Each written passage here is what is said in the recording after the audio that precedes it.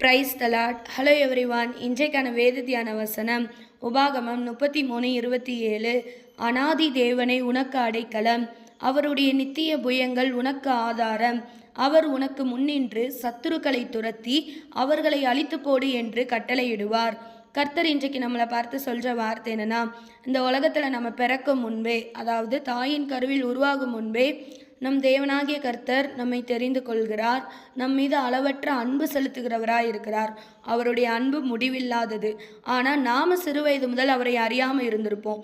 நாம் அறியாமல் இருக்கிற சூழ்நிலையிலையும் அவர் நம் மீது அன்பு செலுத்துகிறவராகவும், அந்த சிறுவயது முதல் இந்நாள் வரைக்கும் நமக்கு ஒரு அடைக்கலமாய் நம் தேவனாகிய கர்த்தர் இருக்கிறார். அவருடைய நித்திய புயங்கள் உனக்கு ஆதாரம். அதாவது புயங்கள்னா அவருடைய கரம். அவருடைய கரம் தான் நமக்கு ஆதாரமாக இருக்குது. அது மட்டும் இல்லாமல் அவருடைய வல்லமையையும் அதிகாரத்தையும் நமக்கு கொடுத்திருக்கிறார். ஏனென்றால் நாம் அவருடைய பிள்ளைகளாக இருக்கிறோம். அதான் அவருடைய வல்லமை அதிகாரத்தை நமக்கு கொடுத்திருக்கிறார்.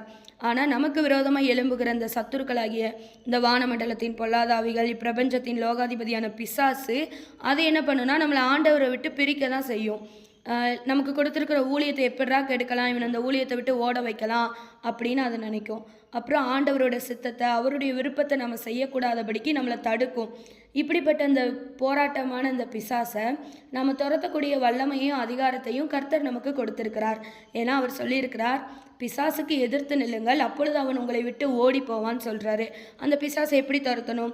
இயேசுவின் நாமத்தினால நமக்கு எதிரடியாய் செயல்படுகிற சத்துரு முறியடிக்கப்படுவதாக அப்படின்னு நாம் சொல்லி துரத்தக்கூடிய ஒரு அதிகாரத்தை நமக்கு கொடுத்திருக்கிறார்.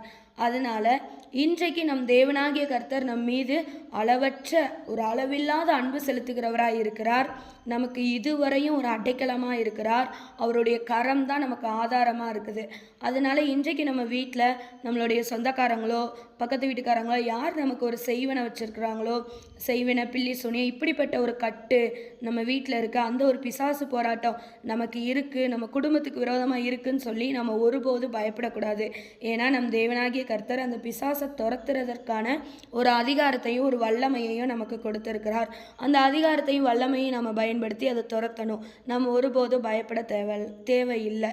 தேவன் தாமே நம் ஒவ்வொருவரையும் ஆசீர்வதிப்பாராக. தேங்க்யூ.